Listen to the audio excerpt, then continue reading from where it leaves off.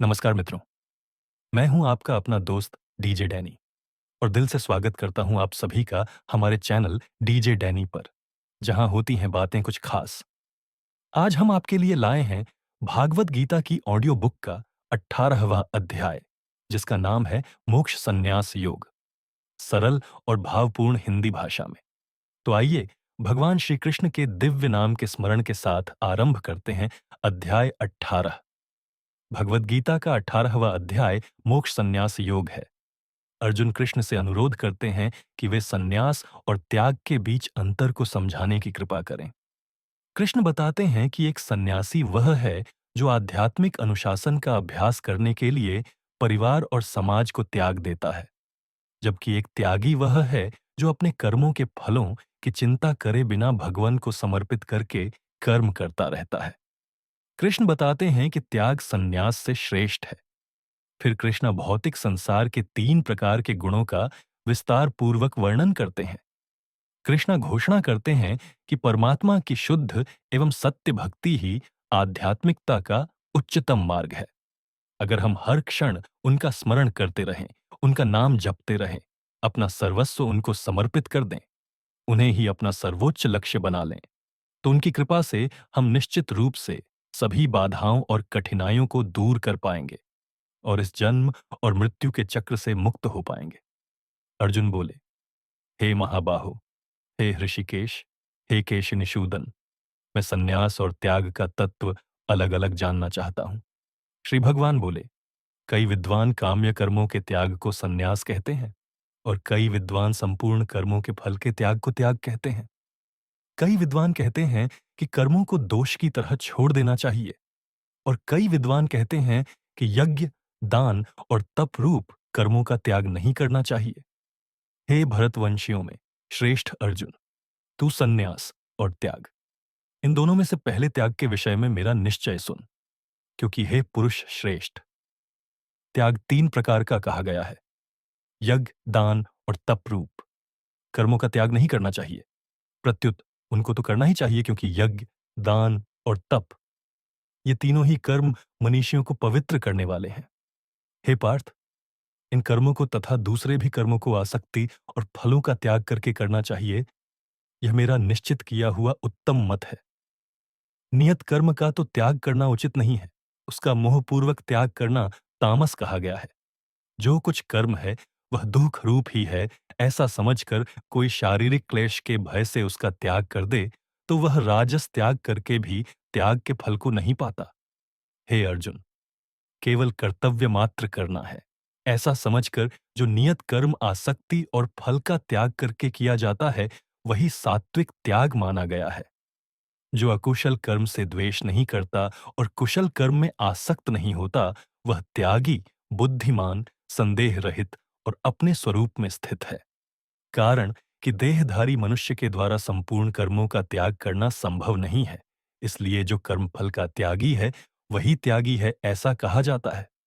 कर्मफल का त्याग न करने वाले मनुष्यों को कर्मों का इष्ट, अनिष्ट और मिश्रित, ऐसे 3 प्रकार का फल मरने के बाद भी होता है, परंतु कर्म फल का त्याग करने वालों को कहीं भी नहीं होता। हे महाबाहो, कर्मों का अंत करने वाले सांख्य सिद्धांत में संपूर्ण कर्मों की सिद्धि के लिए ये 5 कारण बताए गए हैं। इनको तू मेरे से समझ। इसमें अधिष्ठान तथा कर्ता और अनेक प्रकार के करण एवं विविध प्रकार की अलग अलग चेष्टाएं और वैसे ही 5वां कारण दैव है। मनुष्य शरीर, वाणी और मन के द्वारा शास्त्र विहित अथवा शास्त्र विरुद्ध जो कुछ भी कर्म आरंभ करता है, उसके ये 5 हेतु होते हैं। परंतु ऐसे 5 हेतुओं के होने पर भी जो उस विषय में केवल आत्मा को कर्ता मानता है, वह दुर्मति ठीक नहीं समझता, क्योंकि उसकी बुद्धि शुद्ध नहीं है। जिसका अहंकृत भाव नहीं है और जिसकी बुद्धि लिप्त नहीं होती, वह इन संपूर्ण प्राणियों को मारकर भी न मारता है और न बंधता है। ज्ञान, झेय और परिज्ञाता, इन तीनों से कर्म प्रेरणा होती है तथा करण, कर्म और कर्ता, इन तीनों से कर्म संग्रह होता है। गुण संख्यान शास्त्र में गुणों के भेद से ज्ञान और कर्म तथा कर्ता 3-3 प्रकार से ही कहे जाते हैं। उनको भी तुम यथार्थ रूप से सुनो। जिस ज्ञान के द्वारा साधक संपूर्ण विभक्त प्राणियों में विभाग रहित एक अविनाशी भाव को देखता है, उस ज्ञान को तुम सात्विक समझो। परंतु जो ज्ञान अर्थात जिस ज्ञान के द्वारा मनुष्य संपूर्ण प्राणियों में अलग अलग अनेक भावों को अलग अलग रूप से जानता है, उस ज्ञान को तुम राजस समझो। किंतु जो एक कार्य रूप शरीर में ही संपूर्ण के तरह आसक्त है तथा जो युक्ति रहित, वास्तविक ज्ञान से रहित और तुच्छ है, वह तामस कहा गया है। जो कर्म शास्त्र विधि से नियत किया हुआ और कर्तृत्वाभिमान से रहित हो तथा फलेच्छारहित मनुष्य के द्वारा बिना राग द्वेष के किया हुआ हो, वह सात्विक कहा जाता है। परंतु जो कर्म भोगों को चाहने वाले मनुष्य के द्वारा अहंकार अथवा परिश्रम पूर्वक किया जाता है, वह राजस कहा गया है। जो कर्म परिणाम, हानि, हिंसा और सामर्थ्य को न देखकर मोहपूर्वक आरंभ किया जाता है, वह तामस कहा जाता है। जो कर्ता राग रहित, अनहमवादी, धैर्य और उत्साह युक्त तथा सिद्ध और असिद्ध में निर्विकार है, वह सात्विक कहा जाता है। जो कर्ता रागी, कर्मफल की इच्छा वाला, लोभी, हिंसा के स्वभाव वाला, अशुद्ध और हर्ष शोक से युक्त है, वह राजस कहा गया है। जो कर्ता असावधान, अशिक्षित, ऐंठा वाला, जिद्दी, उपकारी का अपकार करने वाला, आलसी, विषादी और दीर्घ सूत्री है, वह तामस कहा जाता है। हे धनंजय, अब तू गुणों के अनुसार बुद्धि और धृति के भी 3 प्रकार के भेद अलग अलग रूप से सुन, जो कि मेरे द्वारा पूर्ण रूप से कहे जा रहे हैं। हे पृथानंदन, जो बुद्धि प्रवृत्ति और निवृत्ति को, कर्तव्य और अकर्तव्य को, भय और अभय को तथा बंधन और मोक्ष को जानती है, वह बुद्धि सात्विकी है। हे पार्थ, मनुष्य जिसके द्वारा धर्म और अधर्म को, कर्तव्य और अकर्तव्य को भी ठीक तरह से नहीं जानता, वह बुद्धि राजसी है। हे पृथानंदन, तमोगुण से घिरी हुई जो बुद्धि अधर्म को, धर्म और संपूर्ण चीजों को उल्टा मान लेती है, वह तामसी है। हे पार्थ, समता से युक्त जिस अव्यभिचारिणी धृति के द्वारा मनुष्य मन, प्राण और इंद्रियों की क्रियाओं को धारण करता है, वह धृति सात्विकी है। हे पृथानंदन अर्जुन, फल की इच्छा वाला मनुष्य जिस धृति के द्वारा धर्म, काम और अर्थ को अत्यंत आसक्तिपूर्वक धारण करता है, वह धृति राजसी है। हे पार्थ, दुष्ट बुद्धि वाला मनुष्य जिस धृति के द्वारा निद्रा, भय, चिंता, दुख और घमंड को भी नहीं छोड़ता, वह धृति तामसी है। हे भरतवंशियों में श्रेष्ठ अर्जुन, अब 3 प्रकार के सुख को भी तुम मेरे से सुनो, जिसमें अभ्यास से रमण होता है और जिससे दुखों का अंत हो जाता है। ऐसा वह परमात्म विषयक बुद्धि की प्रसन्नता से पैदा होने वाला जो सुख आरंभ में विष की तरह और परिणाम में अमृत की तरह होता है, वह सुख सात्विक कहा गया है।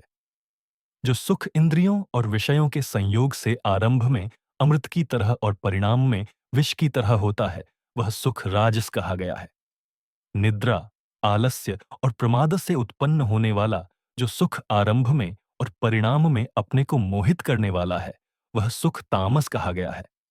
पृथ्वी में या स्वर्ग में अथवा देवताओं में तथा इनके सिवाय और कहीं भी वह ऐसी कोई वस्तु नहीं है जो प्रकृति से उत्पन्न इन तीनों गुणों से रहित हो।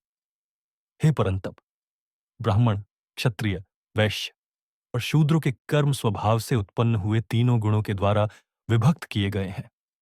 मन का निग्रह करना, इंद्रियों को वश में करना, धर्म पालन के लिए कष्ट सहना, बाहर भीतर से शुद्ध रहना, दूसरों के अपराध को क्षमा करना, शरीर मन आदि में सरलता रखना, वेद शास्त्र आदि का ज्ञान होना, यज्ञ विधि को अनुभव में लाना और परमात्मा वेद आदि में आस्तिक भाव रखना, ये सब के सब ब्राह्मण के स्वाभाविक कर्म हैं। शूरवीरता, तेज, धैर्य, प्रजा के संचालन आदि की विशेष चतुरता, युद्ध में कभी पीठ न दिखाना, दान करना और शासन करने का भाव, ये सबके सब क्षत्रिय के स्वाभाविक कर्म हैं।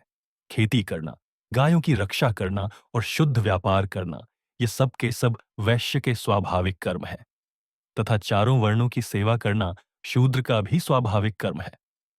अपने अपने कर्म में तत्परता पूर्वक लगा हुआ मनुष्य सम्यक सिद्धि को प्राप्त कर लेता है। अपने कर्म में लगा हुआ मनुष्य जिस प्रकार सिद्धि को प्राप्त होता है, उस प्रकार को तू मेरे से सुन। जिस परमात्मा से संपूर्ण प्राणियों की उत्पत्ति होती है और जिससे यह संपूर्ण संसार व्याप्त है, उस परमात्मा का अपने कर्म के द्वारा पूजन करके मनुष्य सिद्धि को प्राप्त हो जाता है। अच्छी तरह से अनुष्ठान किए हुए परधर्म से गुणरहित अपना धर्म श्रेष्ठ है। कारण कि स्वभाव से नियत किए हुए स्वधर्म रूप कर्म को करता हुआ मनुष्य पाप को प्राप्त नहीं होता। हे कुंती नंदन, दोष युक्त होने पर भी सहज कर्म का त्याग नहीं करना चाहिए, क्योंकि संपूर्ण कर्म धुएं से अग्नि की तरह किसी न किसी दोष से युक्त है। जिसकी बुद्धि सब जगह आसक्ति रहित है, जिसने शरीर को वश में कर रखा है, जो स्पृहारहित है, वह मनुष्य सांख्य योग के द्वारा नैष्कर्म्य सिद्धि को प्राप्त हो जाता है। हे कौन्तेय, सिद्धि को प्राप्त हुआ साधक ब्रह्म को, जो कि ज्ञान की परानिष्ठा है, जिस प्रकार से प्राप्त होता है, उस प्रकार को तुम मुझसे संक्षेप में ही समझो। जो विशुद्ध बुद्धि से युक्त, वैराग्य के आश्रित, एकांत का सेवन करने वाला और नियमित भोजन करने वाला साधक धैर्य पूर्वक इंद्रियों का नियमन करके, शरीर वाणी मन को वश में करके, शब्दादि विषयों का त्याग करके और राग द्वेष को छोड़कर निरंतर ध्यान योग के परायण हो जाता है, वह अहंकार, बल, दर्प, काम, क्रोध और परिग्रह का त्याग करके एवं निर्मम तथा शांत होकर ब्रह्म प्राप्ति का पात्र हो जाता है। तो ब्रह्मभूत अवस्था को प्राप्त प्रसन्न मन वाला साधक न तो किसी के लिए शोक करता है और न किसी की इच्छा करता है। ऐसा संपूर्ण प्राणियों में संभव वाला साधक मेरी पराभक्ति को प्राप्त हो जाता है। उस पराभक्ति से मेरे को, मैं जितना हूं और जो हूं इसको तत्व से जान लेता है तथा मेरे को तत्व से जानकर फिर तत्काल मेरे में प्रविष्ट हो जाता है। मेरा आश्रय लेने वाला भक्त सदा सब कर्म करता हुआ भी मेरी कृपा से शाश्वत अविनाशी पद को प्राप्त हो जाता है। चित्त से संपूर्ण कर्म मुझ में अर्पण करके मेरे परायण होकर तथा समता का आश्रय लेकर निरंतर मुझ में चित्त वाला हो जा। मेरे में चित्त वाला होकर तू मेरी कृपा से संपूर्ण विघ्नों को तर जाएगा, और यदि तू अहंकार के कारण मेरी बात नहीं सुनेगा तो तेरा पतन हो जाएगा। अहंकार का आश्रय लेकर तू जो ऐसा मान रहा है कि मैं युद्ध नहीं करूंगा, तेरा यह निश्चय मिथ्या है, क्योंकि तेरी क्षात्र प्रकृति तेरे को युद्ध में लगा देगी। हे कुंती नंदन, अपने स्वभावजन्य कर्म से बंधा हुआ तू मोह के कारण जो नहीं करना चाहता, उसको तू परवश होकर करेगा। हे अर्जुन, ईश्वर संपूर्ण प्राणियों के हृदय में रहता है और अपनी माया से शरीर रूपी यंत्र पर आरूढ़ हुए संपूर्ण प्राणियों को भ्रमण कराता रहता है। हे भरतवंशोद्भव अर्जुन, तू सर्वभाव से उस ईश्वर की ही शरण में चला जा। उसकी कृपा से तू परम शांति को और अविनाशी परम पद को प्राप्त हो जाएगा। ये गुह्य से भी गुह्यतर ज्ञान मैंने तुझे कह दिया। अब तू इस पर अच्छी तरह से विचार करके जैसा चाहता है वैसा कर। सबसे अत्यंत गोपनीय वचन तू फिर मेरे से सुन। तू मेरा अत्यंत प्रिय है, इसलिए मैं तेरे हित की बात कहूंगा।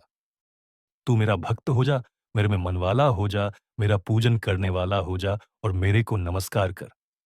ऐसा करने से तू मेरे को ही प्राप्त हो जाएगा। यह मैं तेरे सामने सत्य प्रतिज्ञा करता हूं, क्योंकि तू मेरा अत्यंत प्रिय है। संपूर्ण धर्मों का आश्रय छोड़कर तू केवल मेरी शरण में आ जा। मैं तुझे संपूर्ण पापों से मुक्त कर दूंगा, चिंता मत कर। ये सर्वगुह्यतम वचन अतपस्वी को मत कहना, अभक्त को कभी मत कहना, जो सुनना नहीं चाहता उसको मत कहना, और जो मेरे में दोष दृष्टि करता है उससे भी मत कहना। मेरे में पराभक्ति करके जो इस परम गोपनीय संवाद को मेरे भक्तों में कहेगा, वह मुझे ही प्राप्त होगा, इसमें कोई संदेह नहीं है। उसके समान मेरा अत्यंत प्रिय कार्य करने वाला मनुष्य में कोई भी नहीं है, और इस भूमंडल पर उसके समान मेरा दूसरा कोई प्रियतर होगा भी नहीं। जो मनुष्य हम दोनों के इस धर्ममय संवाद का अध्ययन करेगा, उसके द्वारा भी मैं ज्ञान यज्ञ से पूजित होऊंगा, ऐसा मेरा मत है। श्रद्धावान और दोष दृष्टि से रहित जो मनुष्य इस गीता ग्रंथ को सुन भी लेगा, वह भी संपूर्ण पापों से मुक्त होकर पुण्य कार्यों के शुभ लोकों को प्राप्त हो जाएगा। हे पृथानंदन, क्या तुमने एकाग्र चित्त से इसको सुना? और हे धनंजय, क्या तुम्हारा अज्ञान से उत्पन्न मोह नष्ट हुआ? अर्जुन बोले, हे अच्युत, आपकी कृपा से मेरा मोह नष्ट हो गया है और स्मृति प्राप्त हो गई है। मैं संदेह रहित होकर स्थित हूं। अब मैं आपकी आज्ञा का पालन करूंगा। संजय बोले, इस प्रकार मैंने भगवान वासुदेव और महात्मा पृथानंदन अर्जुन का ये रोमांचित करने वाला अद्भुत संवाद सुना।